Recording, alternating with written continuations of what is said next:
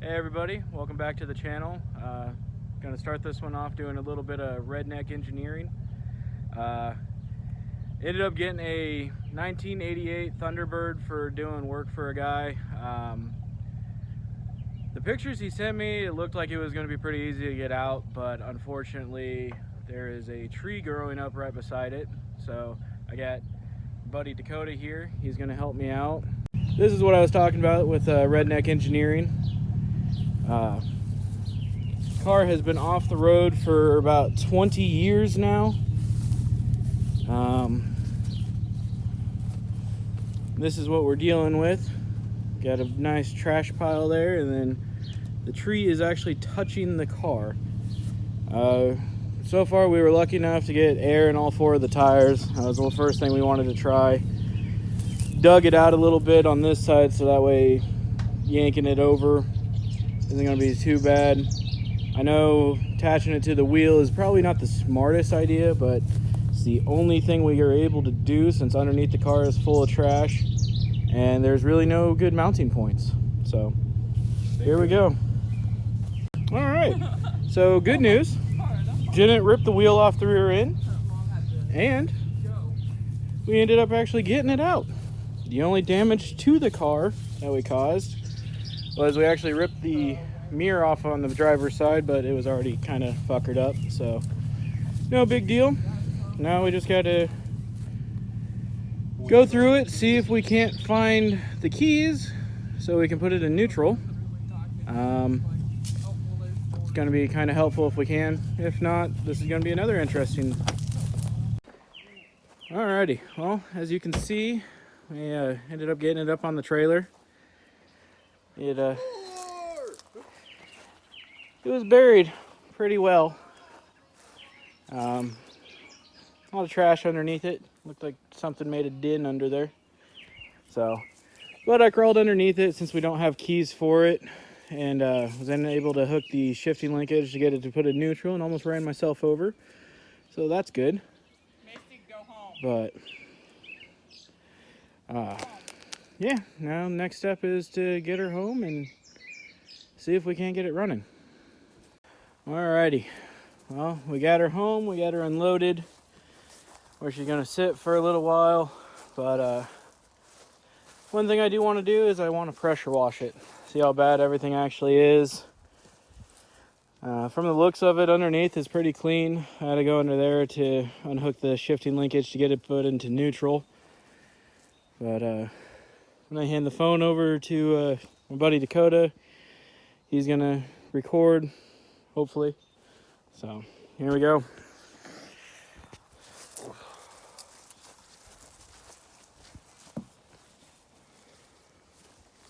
Really clean car out underneath of it too.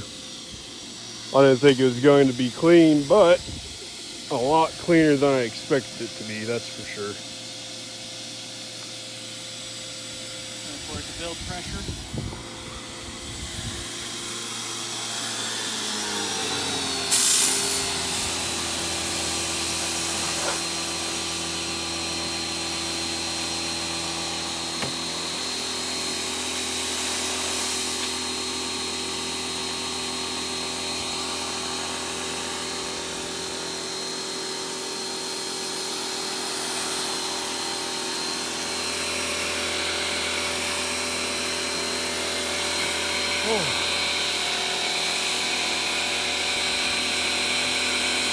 Not a bad car whatsoever though.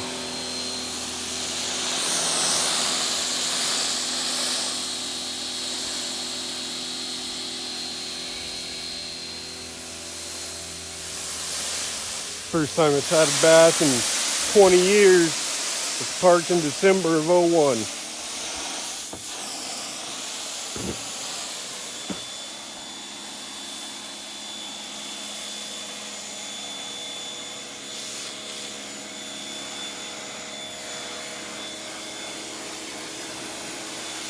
Grand Prix wheels.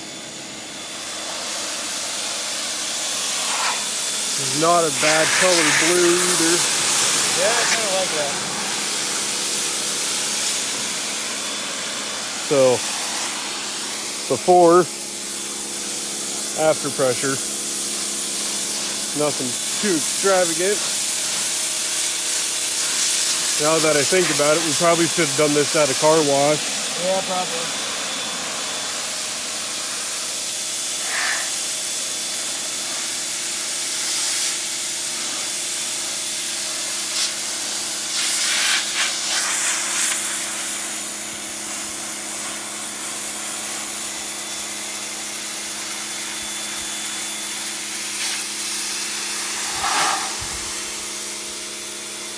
Gonna try to get her running.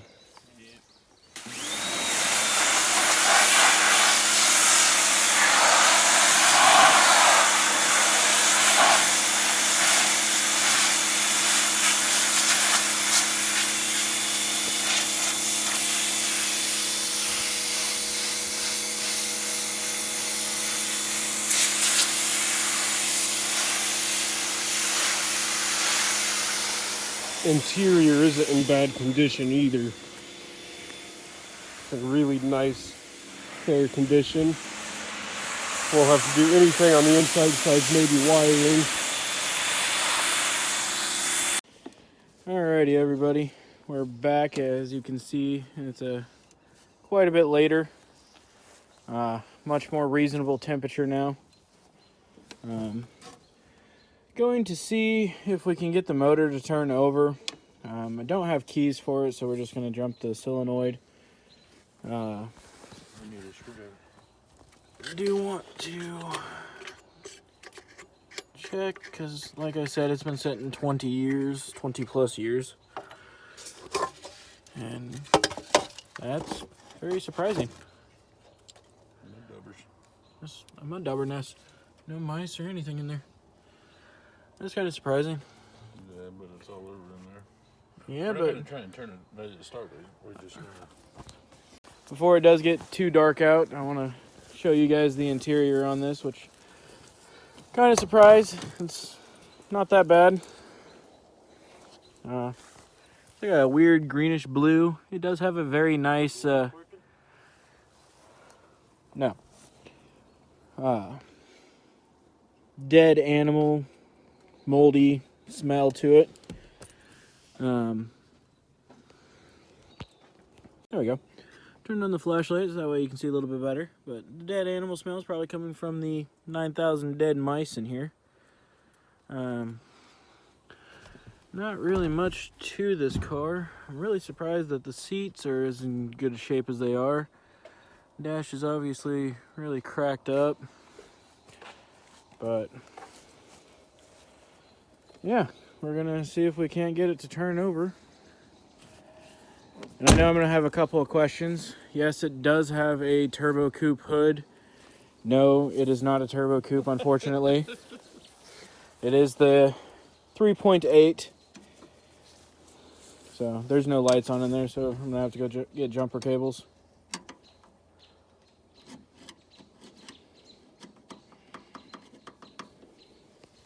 Alrighty, so it is actually the next day. It's super bright out here. In the last little section of the video, you saw that we were trying to get the motor to turn over. We had no luck with that. We were trying to jump the solenoid, but all we were getting was a click and nothing else.